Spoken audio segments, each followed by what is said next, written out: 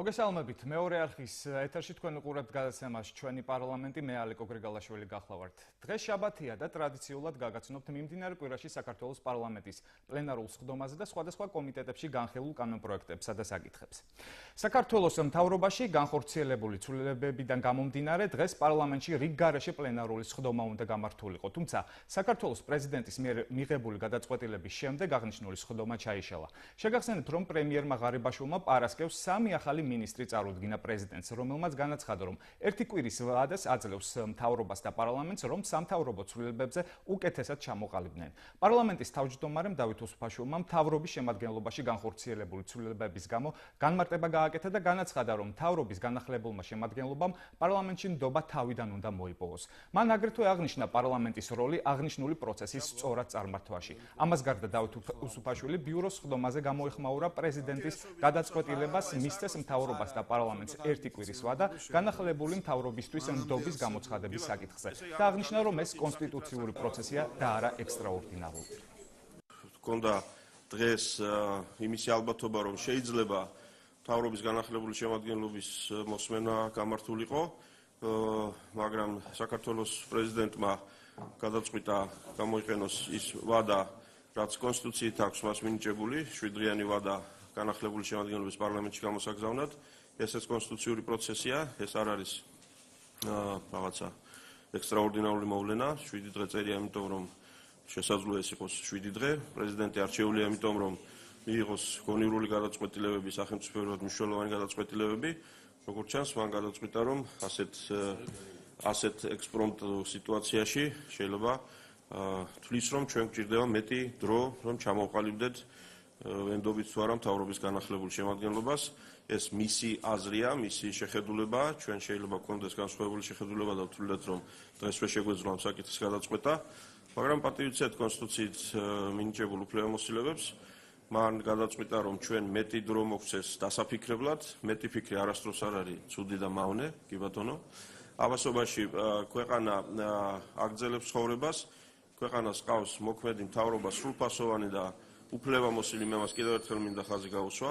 ის ცვლილებები, რაც პრემიერ-მინისტრმა თავისი კომპეტენციის და კონსტიტუციის ფარგლებში განახორციელა, ეს არის კანონიერი და კონსტიტუციური ცვლილებები, ასე რომ გააგრძელებს მუშაობას მთავრობა თავისი მიმართულებით და პარლამენტი თავისი მიმართულებით. ვიზების გაცემის პროცედურები და ბინადრობის ნებართვის მოპოვება მარტივდება უცხოელთა და მოქალაქეობის არამქონე პირთა სამართლებრივი მდგომარეობის შესახებ კანონში ცვლილებების შესვლის შემდეგ. საქართველოში უძრავ ქონების მფლობელ უცხოელებს სახელმწიფო გარკვეული ვადით ქვეყანაში შემოსვლისა და ყოფნის უფლებას ანიჭებს. იზრდება საქართველოს ვიზის გაცემაზე უფლებამოსილი ორგანოების ჩამონათვალი და მათ ემატება საქართველოს საგარეო საქმეთა სამინისტრო. პლენარულ სხდომაზე კანონპროექტი ეკონომიკისა და მდგრადი განვითარების მინისტრის მოადგილემ ნათია მიქელაძემ წარმოადგინა. უმრავლესობამ ცვლილებები მოიწონა და მხარი დაუჭირა. უმცირესობის წარმომადგენელმა ჩიორა თაქთაქიშვილმა განაცხადა, რომ მათ მიერ წარმოდგენილი კანონპროექტის ვარიანტი უფრო დახვეწილია და ნაციონალური მოძრაობა მთავრობის მიერ წარმოდგენილ ვარიანტს მხარს არ დაუჭერს.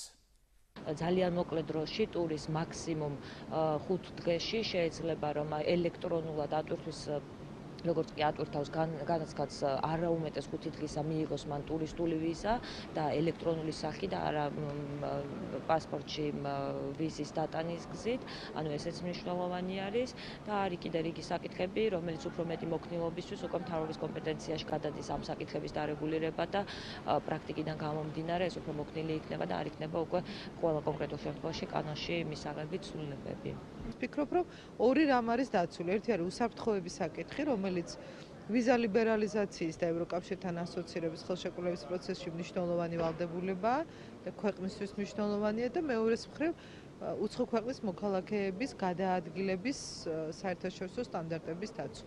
არის ძალიან რთული რეგულაცია, 12 სხვადასხვა კატეგორიის ვიზა არის და ძალიან გაუგებარი არის, როდესაც უცხოელს სურს საქართველოში ჩამოსვლა, ამ 12-დან რომელი კატეგორიის ვიზა უნდა აიღოს. ასევე ძალიან აქტუალურად დგას საკითხი ჩვენი მეზობელი ქვეყნების, ევროკავშირის წევრი ქვეყნების მოქალაქეების მდგომარეობასთან დაკავშირებით. ხშირია შემთხვევები, რომ მაგალითად მეუღლეს აძლევენ ერთს, ხოლო მეორეს არ აძლევენ საქართველოს არც ვიზას და არც ბინადრობის მოწმობას. ფიზიკური პირები ბინის გაქირავებისას 20%-ის ნაცვლად 5%-ით დაიბეგრებიან. საპარლამენტო უმცირესობამ და უმრავლესობამ ერთხმად დაუჭერს მხარი საქართველოს საგადასახადო კოდექსში ცვლილებების შეტანის შესახებ კანონპროექტს, რომელიც ფინანსთა მინისტრის მოადგილემ ლაშა ხუციშვილმა პლენარულ სხდომაზე წარმოადგინა. ცვლილებები ძირითადად სამიმართულებით ხორციელდება, ეს არის განაკვეთების შემცირება, ასევე ჯარიმის საურავების შემცირება და დარუსტებითი ხასიათის ცვლილებები.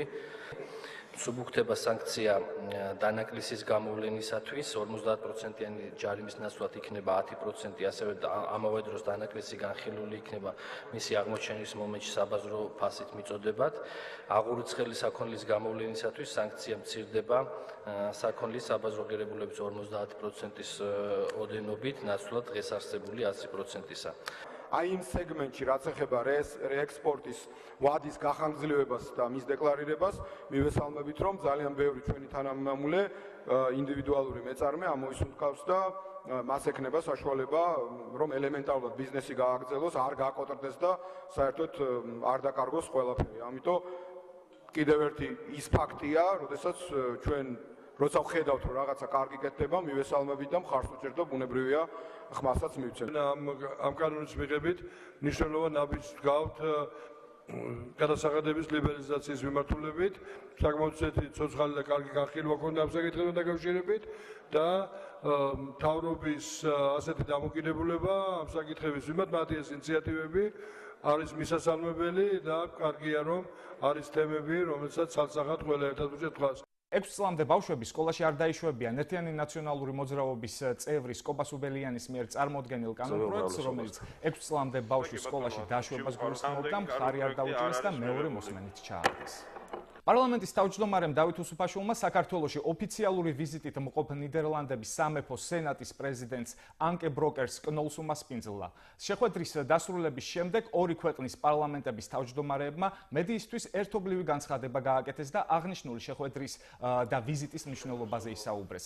დავით უსუფაშვილის განცხადებით ქუთაისის პარლამენტის შენობაში უცხო ქვეყნის პარლამენტის თავმჯდომარის პირველი ოფიციალური ვიზიტია და ეს დიდი პატივია როგორც ქვეყნისთვის, ასევე საქართველოს პარლამენტისთვის. ნიდერლანდების სამეფო სენატის პრეზიდენტმა ორ ქვეყანას შორის არსებულ ურთიერთობებზეც ისაუბრა და განაცხადა, რომ საქართველოს და ჰოლანდიას ბევრი საერთო საკითხი აკავშირებს.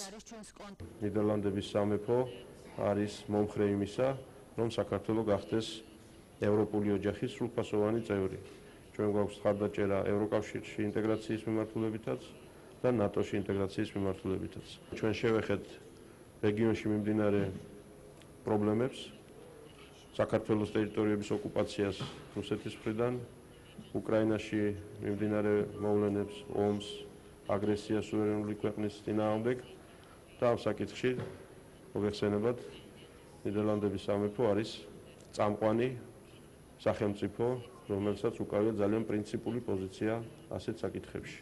ჩვენ გვაქვს კარგი ურთიერთობები როგორც საჭიროებაში, ეკონომიკაში, სამომავლო პერსპექტივები, განსაკუთრებით შეეხება ტურიზმს, წყლის რესურსების მენეჯმენტს, სოფლის მეურნეობას და კულტურული გაცვლა ჩვენს ქვეყნებს შორის იზრდება, უფრო ინტენსიური ხდება.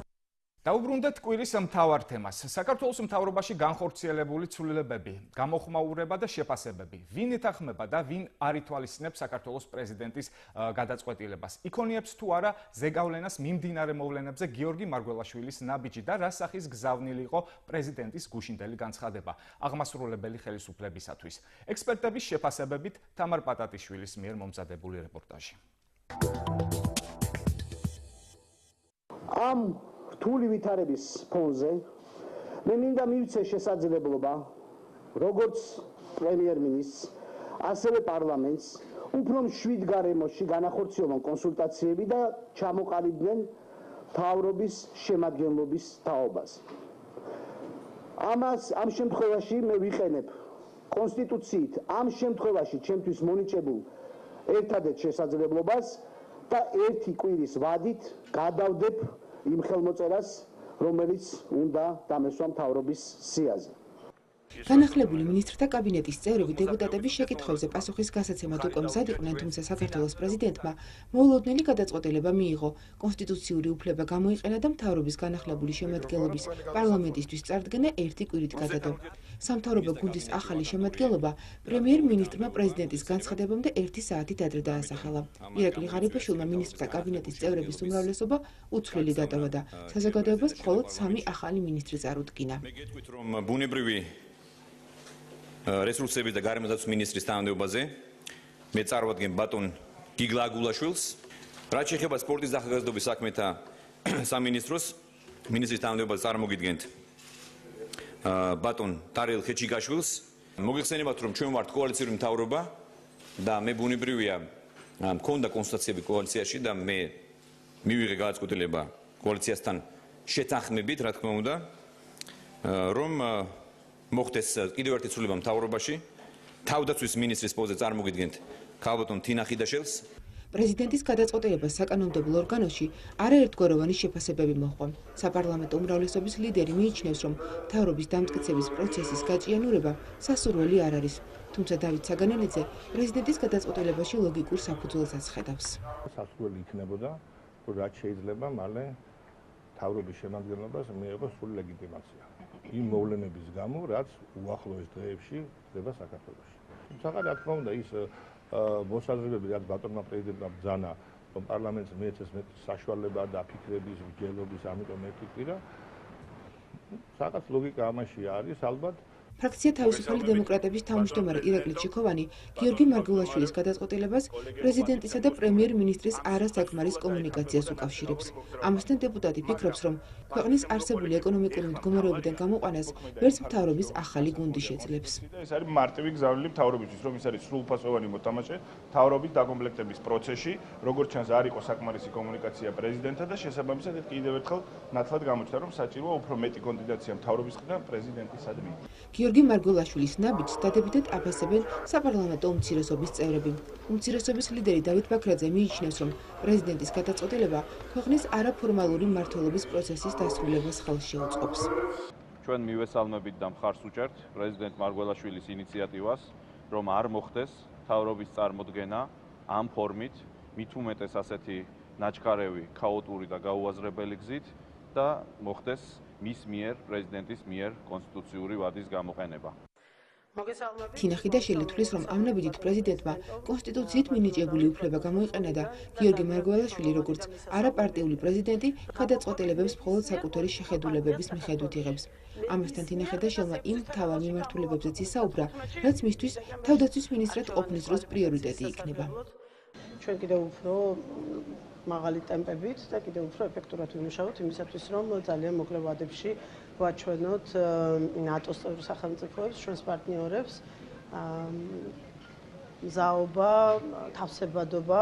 ჩემთვის ძალიან დიდი პატივია ქართველ ჯარისკაცებს, ქართველ სამხედროებს ვემსახურო და მათ გვერდით ვიდგე აი ამ დიდი გამოწვევების ექსპერტები მიიჩნევენ, რომ საქართველოს პრეზიდენტმა ამ ნაბიჯით მთავრობის ახალი შემადგენლობის მიმართ საკუთარი უკმაყოფილება გამოხატა. მამუკა არაშიძე არ გამორიცხავს, რომ შესაძლოა ამგვარი გადაწყვეტილება ქვეყანაში პოლიტიკური ჩიხის შექმნის საფუძველიც გახდეს.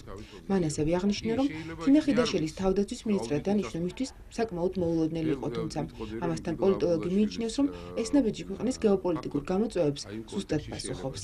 როდესაც გაკეთდა ჟესტი რესპუბლიკელების მიმართ, ეს არის გიგლა აგულაშვილის ფაქტორი, რაც შეეხება. თინა ხიდაშელის ფაქტორი მე მაინც ვთვლი, რომ ეს უფრო არის გეოპოლიტიკური გამოწვევების ნაყოფი. ახალი დღის წესრიგი დგება, როგორც ჩანს მსოფლიოში, ეს არის ამერიკისა და რუსეთის მოლაპარაკება 4 ქვეყნის ნეიტრალიტეტის თაობაზე. სავარაუდო ნეიტრალიტეტის თაობაზე ეს არის ფინეთი, უკრაინა, მოლდოვა და საქართველოს.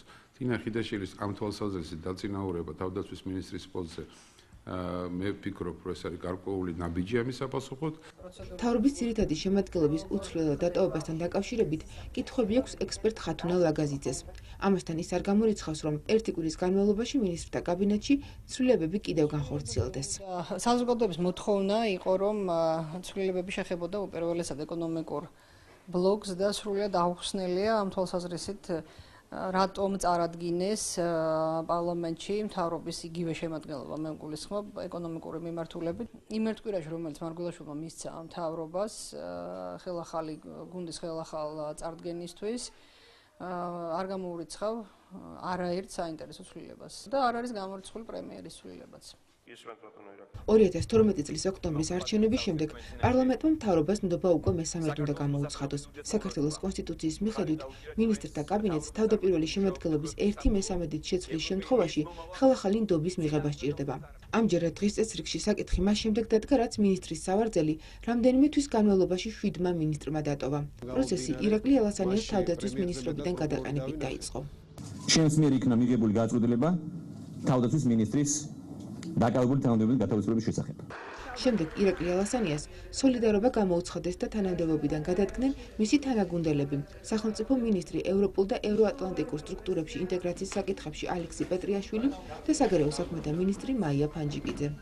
ერგემშვიდობებით სამუდამოდ, მეც გეუბნებით ნახვამდის, ჩვენ მალე შევხვდებით ერთმანეთს. ახლოვდება დიქტატურა, დემოკრატია საფრთხეშია და ამიტომ მე გადავდექი. ამ სიაში შემდეგი შინაგან საქმეთა მინისტრი ალექსანდრე ჭიკაიძე აღმოჩნდა. ჭიკაიძემ თანამდებობიდან გადადგომის თხოვნით პრემიერს თვითონ მიმართა. მისი ეს გადაწყვეტილება იური ვაზაგაშვილის მკვლელობის ფაქტს უკავშირდებოდა. მინისტრის თანამდებობები საკუთარი სურვილით დატოვეს ინფრასტრუქტურის და გარემოს დაცვის მინისტრებმაც. დავით შავლიაშვილმა ამ გადაწყვეტილების მიზეზად ჯანმრთელობის მდგომარეობის გაუარესება, ხოლო ელგუჯა ხუკრეშვილმა საკუთარ ოჯახთან საზღვარგარეთ ცხოვრების სურვილი დაასახელა. რიგით მე-7 ამ სიაში სპორტის მინისტრი ლევან ყიფიანი აღმოჩნდა. მან თანამდებობა ასევე საკუთარი სურვილი დატოვა, თუმცა გადაწყვეტილების საფუძველი პარლამენტის სპორტის კომიტეტის უარყოფითი დასკვნა გახდა. მე არ მინდა გავხდე რაღაც სპეკულაციის ნაწილი და შესაბამისად ტოვებ ჩემ თანამდებობას. პრემიერმა ირაკლი ღარიბაშვილმა 3 ახალი მინისტრის დანიშვნის შესახებ ბრძანება უკვე გამოსცა. როგორც საკანონმდებლო ორგანოში განმარტავენ, ქვეყანას მოქმედი მთავრობა ჰყავს და ის მუშაობას ჩვეულ რეჟიმში აგრძელებს. გიგლა აგულაშვილს და თინა ხიდაშელს სადეპუტატო უფლებამოსილებას უახლოეს პლენარულ სხდომაზე შეუწყვეტენ და სწორედ ამის შემდეგ დადგება პარლამენტის დღის წესრიგში მთავრობისთვის ნდობის გამოცხადების საკითხი. სესიაშვილის პროექტი 6 საათიანი წეგებს ახალი წინადადება შესთავაზა. ავტორების მიერ წარმოდგენილი პროექტი ძალობა აქვე შეგახსენებთ, რომ გუშინ საქართველოს პრემიერ-მინისტრმა საქართველოს კონსტიტუციის 75 მუხლის საფუძველზე გამოსცა ბრძანება, რომელიც სამივე მინისტრის კანდიდატურის დამტკიცებას უკავშირდება. დღეისათვის სულ ეს იყო. დიდი მადლობა ყურადღებისთვის. მომავალ შაბათამდე გემშვიდობებით. ნახვამდის.